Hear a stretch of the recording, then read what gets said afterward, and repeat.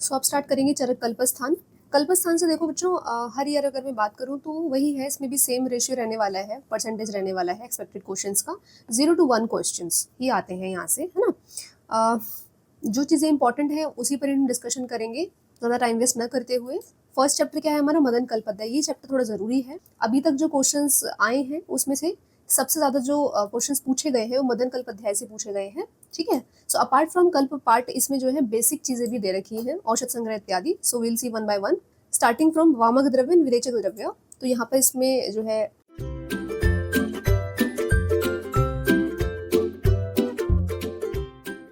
Hello everyone, myself doctor Barkha Singh. Welcome back to our aspirants. सबसे पहले इस चीज़ का वर्णन आया है कि वामक द्रव्य कौन कौन से हैं जो हम पढ़ने वाले हैं।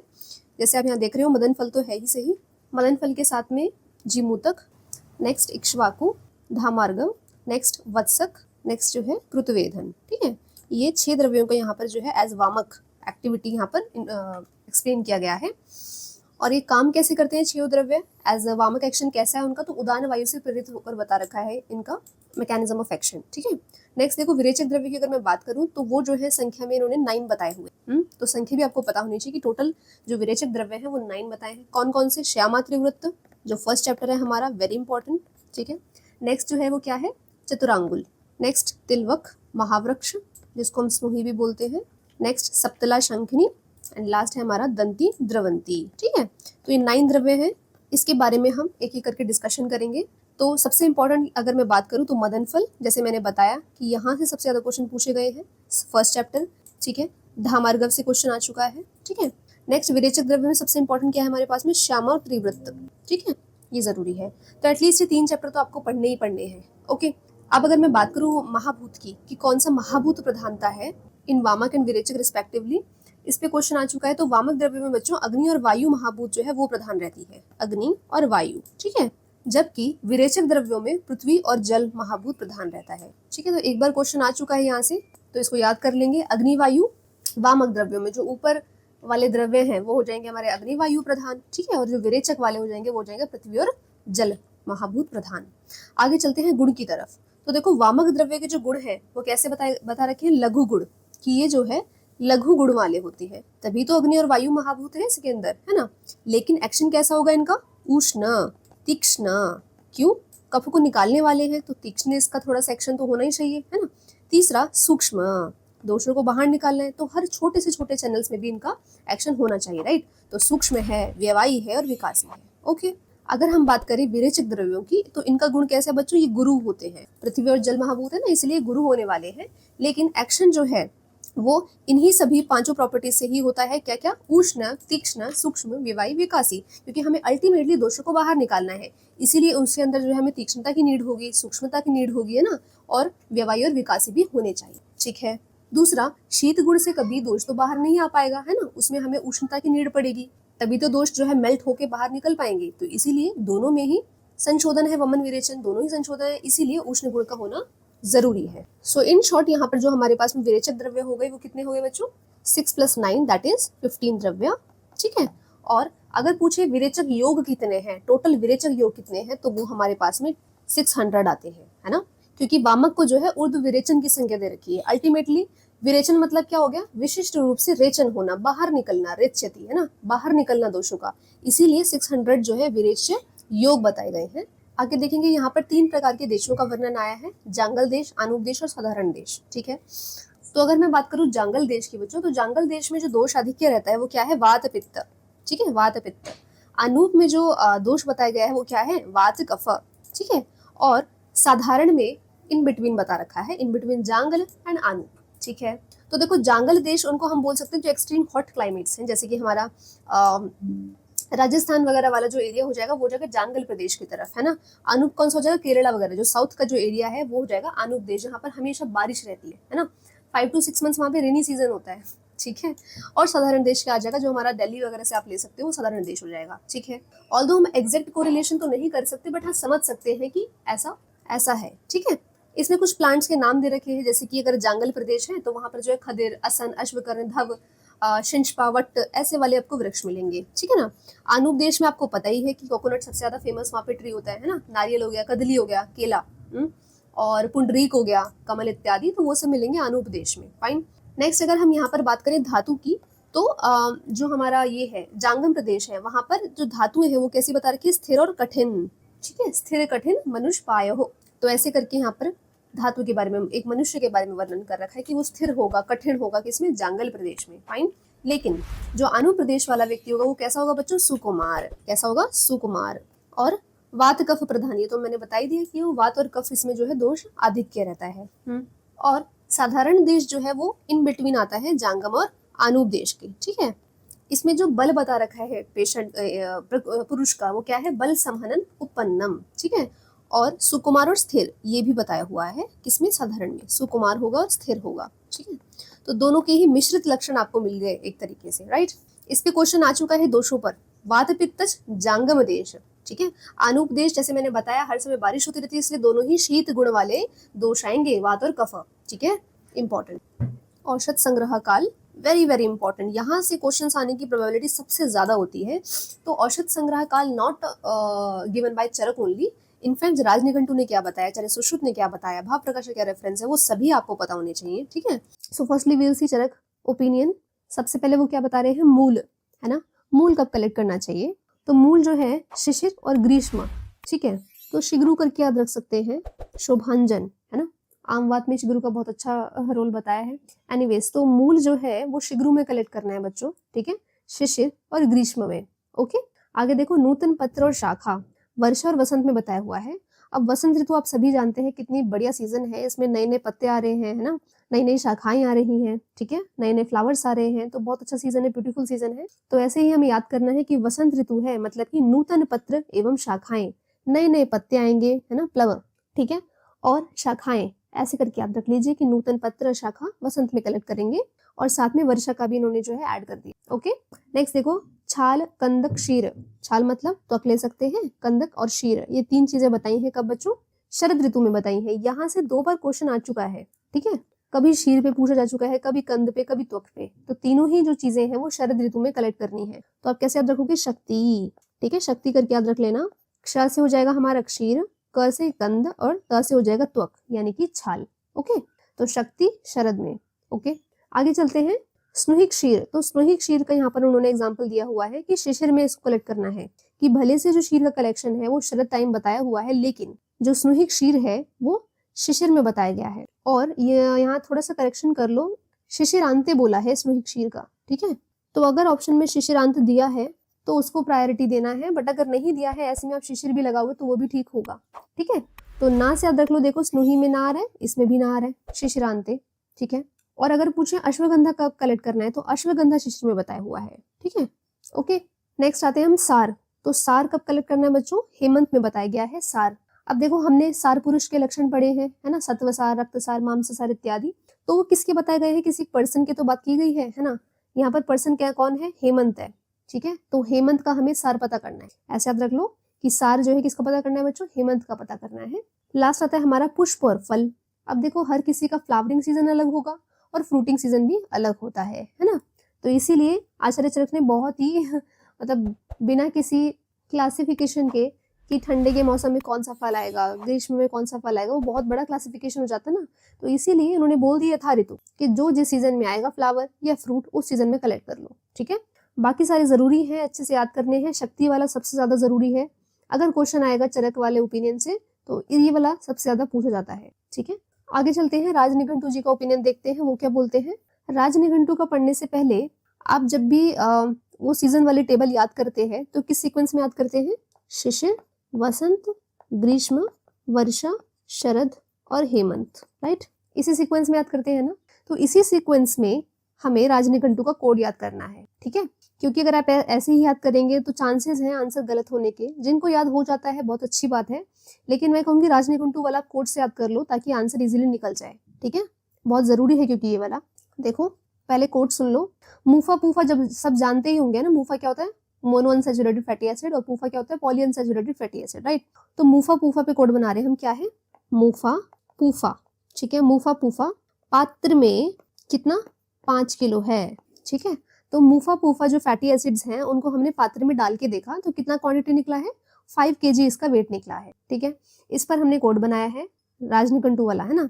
तो देखो सबसे पहले क्या है, शिशिर, राइट, शिशिर है नंबर 1 पे, तो ये हो जाएगा मूल, मूल, ठीक है। नेक्स्ट देखो पूफा, तो पूफा क्या हो जाएगा, पुष्प और फल। दूसरे नंबर पे क्या आ रहा है बच्चों, वसंत ऋतु आ रही है ना, तो वसंत में क्या है, पुष्प और फल। थर्ड क्या है, पात्र, ठीक है। तो जो पत्र बताया है वो कब बताया है बच्चों, निदग्ध काल, मतलब ग्रीष्म में, ठीक है। तो थर्ड नंबर पे आ गया हमारा ग्रीष्म। नेक्स्ट देखो 5 किलो, तो 5 क्या है, पंचांग, ठीक है, पंचांग, तो ये हो गया शरद ऋतु, ठीक है। पंचांग मतलब 5, शरद ऋतु। और केजी, केजी मतलब क्या हो जाएगा, कंद, कंद किलो, है ना, तो ये हो जाएगा हमारा हेमंत ऋतु, ठीक है। ये पूरा सीक्वेंस जो मैंने बताया आपको सारा सेम चलेगा, ये वाला जो सीक्वेंस बताया ना मैंने, ये सारा सेम चलेगा एक्सेप्ट वर्षा ऋतु, ठीक है। तो यहाँ पर वर्षा ऋतु के बारे में नहीं आया है कोड में, इतना याद कर लेना। आई होप सो अभी आप अगर ये वाला कोड पढ़ लेंगे तो आंसर गलत नहीं होने वाला, सब बच्चे सॉल्व कर लोगे इजीली, ठीक है। तो कोड याद रख लेना बस, मूफा पूफा पात्र में कितना है बच्चों, 5 किलो है। और ये वाला जो हम सीक्वेंस याद करते हैं, शिशिर वसंत ग्रीष्म वर्षा शरद हेमंत, इसमें से वर्षा हटा देना बस, ठीक है। थर्ड ओपिनियन किसका आता है, आचार्य शरंधर का। तो आचार्य शरंधर ने क्या बताया बच्चों कि वमन विरेचनार्थ वसंत के अंत में ग्राह्य करना है, ठीक है। कि जो भी आप वमन विरेचन वाली औषधियां आपको रिक्वायर्ड है तो वो आपको कब कलेक्ट करनी है, वसंत में करनी है बच्चों, वसंत में, ठीक है। बाकी जितनी भी बची हैं वो सारी कब करनी है, शरद में करनी है। बस इन्होंने 2 ही ओपिनियन बताए हैं आचार्य शरंधर, या तो वसंत या फिर शरद। इस पे क्वेश्चन आ चुका है ऑलरेडी कि वमन विरेचन ग्राह्य जो ड्रग्स हैं वो कब हमें कलेक्ट करने हैं, तो आंसर क्या है, वसंत ऋतु में, ठीक है। बाकी आचार्य सुश्रुत का भी एक बार देख लो। आचार्य सुश्रुत ने क्या बोला है कि जो सौम्य वाले जो वीर्यात्मक द्रव्य है वो कब कलेक्ट करोगे, सौम्य ऋतु में करोगे, जबकि आग्नेय या फिर उष्ण वीर्यात्मक जो ड्रग्स हैं वो कब कलेक्ट करोगे बच्चों, आग्नेय ऋतु में करोगे, ठीक है। तो उन्होंने ऐसा करके एक रेफरेंस दिया है, थोड़ा सा वो भी माइंड में होना चाहिए, ओके। लेकिन सबसे ज्यादा क्वेश्चन जो है आचार्य चरक वाले पार्ट से ही पूछे गए हैं, तो एटलीस्ट इतना तो याद कर लेना। राजनिघंटू वाला ये वाला कोड याद कर लेना, ठीक है, आंसर सॉल्व कर लोगे। और शरंधर का फर्स्ट पॉइंट ये वाला वमन विरेचन वाला, यहाँ से क्वेश्चन आ चुका है, ठीक है। नेक्स्ट देखो यहाँ पर अनुपान दे रखा है, दोषों अनुसार जो है अनुपान क्या रहेगा। तो अगर वात आधिक्य है बच्चों तो यहाँ पर जो है सुरा सोवीरक, है ना, तो शोधक, ऐसे वाली चीजें बता रखी है, मतलब कि संधान कल्पना के बारे में वर्णन आया है। अब भाई जो पैतृक वाला प्रकृति वाला पुरुष होगा, है ना, या जहाँ पर पित्त दोष आधिक्य होंगे, तो ऐसे में क्या करेंगे, हम शीत वाले द्रव्यों का सेवन करेंगे। मृद्विका हो गया, मधुक हो गया, आंवला हो गया, क्षीर हो गया, है ना। इसके साथ साथ मधु का भी वर्णन आया है, ये जरूरी है इसलिए बता रहे हैं, है ना। बाकी सारे एक बार को छोड़ देना, लेकिन मधु बहुत जरूरी है। कफज में क्या आएगा बच्चों, मूत्र, कषाय, जो तीक्ष्ण वाले द्रव्य हो जाएंगे ना वो सारे आ जाएंगे किसमें, कफ वाले में, ठीक है। मूत्र, कषाय, साथ में मधु। तो आपने एक चीज नोटिस कर ही ली होगी, क्या, मधु जो है वो पित्त दोषाधिक्य हो तब भी अनुपान देंगे, और कफ दोषाधिक्य हो तब भी मधु ही बता रखा है। तो क्वेश्चन रख के पूछ सकता है कि मधु जो है कौन सी कंडीशन के आधिक्य में या कौन से दोष के आधिक्य में जो एज अनुपान यूज करोगे, आंसर क्या होगा, बोध पित्तन कफ, फाइन। नेक्स्ट देखो बच्चों यहाँ पर मदन फल संग्रह के बारे में पूरी विधि बता रखी है, ठीक है। तो इतना सब नहीं जानना, बस उन पॉइंट्स को टच करना है जहां से क्वेश्चंस आने की चांसेस हैं या आ चुके हैं, फाइन। तो जो जनरलाइज जो इन्होंने संग्रह ऋतु बता रखी है, सॉरी दिशा बता रखी है, वो क्या है, पूर्व या उत्तर दिशा, ठीक है, पूर्व या उत्तर दिशा। वैसे ज्यादातर आप जितनी भी चीजें देखेंगे ना, चाहे से वो गर्भिणी का प्रसव ग्रह हो, है ना, उसको एंट्री लेने की जो दिशा बता रखी है, या फिर शिष्योपनयन हो गया, है ना, तो जितने भी ऐसी जो विधान बता रखे हैं, तो हर जगह ज्यादातर जो है पूर्व और उत्तर दिशा का ही वर्णन आया है, ठीक है। अब हम बात करेंगे मदन फल संग्रह की। तो मदन फल संग्रह के लिए जो ऋतु बता रखी है वो क्या है बच्चों, वसंत और ग्रीष्म ऋतु के मध्य में। जो नक्षत्र है वो कौन कौन से नक्षत्र में अलाउ है कि मदन फल का संग्रह कर लेना चाहिए, एक तो पुण्य नक्षत्र हो गया, दूसरा सबसे इंपॉर्टेंट क्या है, अश्वनी नक्षत्र, और थर्ड आता है हमारा क्या, मृगशिरा। तो देखो नक्षत्र का भी इम्पोर्टेंट रोल है ना। जैसे कि अगर पुंसवन चीज़ों को अभी जब हम चरकशाली राट पढ़ रहे थे तो उसमें हमने देखा था कि पुंसवन का जो नक्षत्र बता रखा है कब करना चाहिए, तो वहां पे क्या था, पुष्यानुग नक्षत्र बता रखा है ना। यहाँ पर क्या है, अश्वनी, मृगशिरा, पुण्य नक्षत्र, ठीक है। आगे देखते हैं वर्ण। तो जब मदन फल पिप्पली आप संग्रह करने जा रहे हैं, है ना, तो उसका वर्ण कैसा होना चाहिए, पांडु वर्ण बता रखा है कि जब वो पांडु वर्ण का हो जाए और उसमें से गंध कैसी आनी चाहिए, मधु जैसी गंध आनी चाहिए, ठीक है, तब उसका आप जो है संग्रह कर सकते हैं, है ना। कालावधि जो बता रखी है वो क्या है कि उसको मदन फल को जो है कुश पोटली में बांधना है ना, और बंधन करने के बाद में 8 दिन तक धान्य राशि में रखने को बताया है, ठीक है। तो 8 डेज तक धान्य राशि में रखना है, उसके बाद यूज करना है, ठीक है, ओके। नेक्स्ट जो उसके प्रयोज्य अंग है ना मदन फल का, वो क्या है, फल पिप्पली, जिसको हम मदन बीज भी बोल सकते हैं और फल पिपली भी बोलते हैं, है ना। मात्रा की अगर मैं बात करूँ तो मात्रा कितनी है 1 अंतरनख मुष्टि। किसकी अंतरनख मुष्टि लेनी है, पेशेंट की लेनी है ना। तो इसीलिए डोज जो है वेरी करेगी डिपेंडिंग अपॉन पेशेंट्स कैपेसिटी। तो 1 अंतरनख मुष्टि जो है किसकी मात्रा बता रखी है, मदन फल की। इस पे क्वेश्चन आ चुका है, ठीक है, इसलिए भूलना नहीं है। नेक्स्ट देखो इंडिकेशंस, है ना, कहाँ कहाँ इसका प्रयोग कर सकते हो मदन पिप्पली का। तो कफ प्रसेक, है ना, कफ प्रसेक में यूज कर सकते हैं। दूसरा ग्रंथि ज्वर, इंपॉर्टेंट। ग्रंथि ज्वर को जो है प्लेग वाली कंडीशन से भी कोरिलेट किया जा सकता है, ठीक है। तो ग्रंथि ज्वर हो गया, उदर रोग हो गया, थर्ड हो जाएगा अरुचि, ठीक है। तो ये सभी कंडीशंस है जहां पर मदन पिप्पली से आप वमन करा सकते हो पेशेंट्स में। ऑब्वियसली क्योंकि ये अनपायत्व है, मतलब कि इसमें जो है उपद्रव नहीं हो सकते हैं मदन फल जब आप सेवन कराते हैं पेशेंट को, तो सबसे सेफेस्ट ड्रग जो है वो हमारी हो जाएगी मदन पिप्पली। तो हेल्दी इंडिविजुअल में भी अगर कफ आप जो है वासंतिक वमन का सोच रहे हैं तो ऐसे में भी आप जो है मदन फल पिप्पली का यूज कर सकते हो, ठीक है। नेक्स्ट देखो पर्याय, तो कौन कौन से पर्याय दे रखे हैं इसके, इंपॉर्टेंट। पहला तो मदन तो हो ही गया, दूसरे क्या है करहाट, करहाट। नेक्स्ट राठ। नेक्स्ट देखो पिंडितक, पिंडितक, फल भी बोलते हैं इसको, फल। और क्या है श्वसन, श्वसन, ठीक है। इसके अलावा भाव प्रकाश में भी आपको एक इम्पॉर्टेंट पर्याय मिलेगा, वो क्या है बच्चों, विष पुष्पक, विष पुष्पक। और भी सारे पर्याय हैं बट इम्पॉर्टेंट यही है, ठीक है। विष पुष्पक और छर्दन, ये जो है ये भाव प्रकाश के 2 पर्याय हैं, ठीक है। तो इसमें से आपको कौन कौन से याद रखने हैं, पिंडितक आपको पता होना चाहिए, ठीक है, विष पुष्पक पता होना चाहिए, 2 तो एटलीस्ट याद कर लें।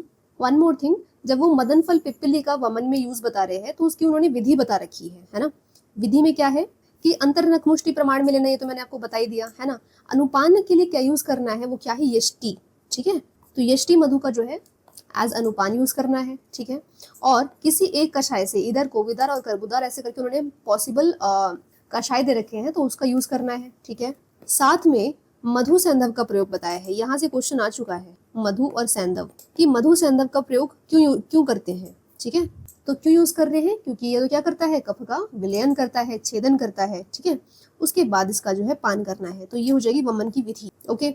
यहाँ से क्वेश्चन जैसे मैंने बताया आ चुका है, पीजीटी 2017 में पूछा गया था बच्चों, ठीक है।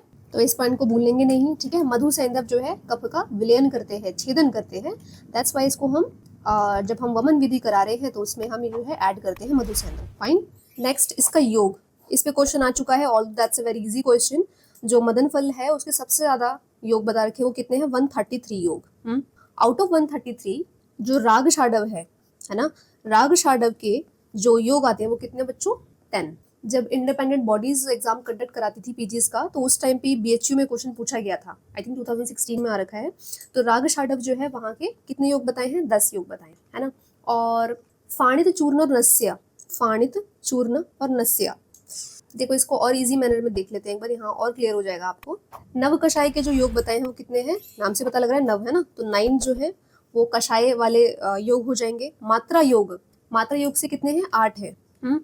फाणित चूर्ण और नस्य, इसके जो है 1-1 ईच बता रखे हैं फॉर्मुलेशंस, ठीक है। तो ये जरूरी हो जाता है, जो सिंगल वाली फॉर्मुलेशंस है ना वो इंपॉर्टेंट है, ठीक है। तो फाणित चूर्ण और नस्य, इसके हो जाएंगे 1 ईच। मोदक उत्कारिका लेह्य योग, ठीक है, मोदक उत्कारिका लेह्य योग, इसके कितने हैं, 20, ठीक है। शाडव के जैसे मैंने बताया कितने हैं बच्चों, 10, इंपॉर्टेंट, इस पे क्वेश्चन आ चुका है। और पूप शशकुल इत्यादि, इसका कितना है, 16 ईच है, ठीक है। तो एटलीस्ट ये 2 तो याद कर लेना, पहला जो 1-1 वाले हैं और शाडव, क्योंकि यहाँ से क्वेश्चन आ चुका है। उसके बाद ये जो लेह्य वाला है ये भी इंपॉर्टेंट, लेह्य योग जो है 20 आते हैं, है ना। अब देखो यहाँ से जो है क्वेश्चन आने की प्रोबेबिलिटी कम है ना, बहुत कम पूछी जाती है। जो प्रीवियस आ रखे हैं एटलीस्ट वो तो पढ़ने ही पढ़ने हैं, है ना। अगर आपके पास में टाइम है तो आप ये पूरा याद कर सकते हैं, ठीक है। लेकिन अगर कल्प स्थान से और ज्यादा इंपॉर्टेंट चीजें आपकी अगर बैकलॉग में हैं तो आई वुड से कि पहले उनको रीड करो, ठीक है। इसको फिर याद करने में मत फंस जाना, ठीक है। अगर टाइम है आपके पास में, आपका बाकी सारा रिवीजन हो चुका है तो ही इसको याद करना है, नहीं तो छोड़ देना, ओके।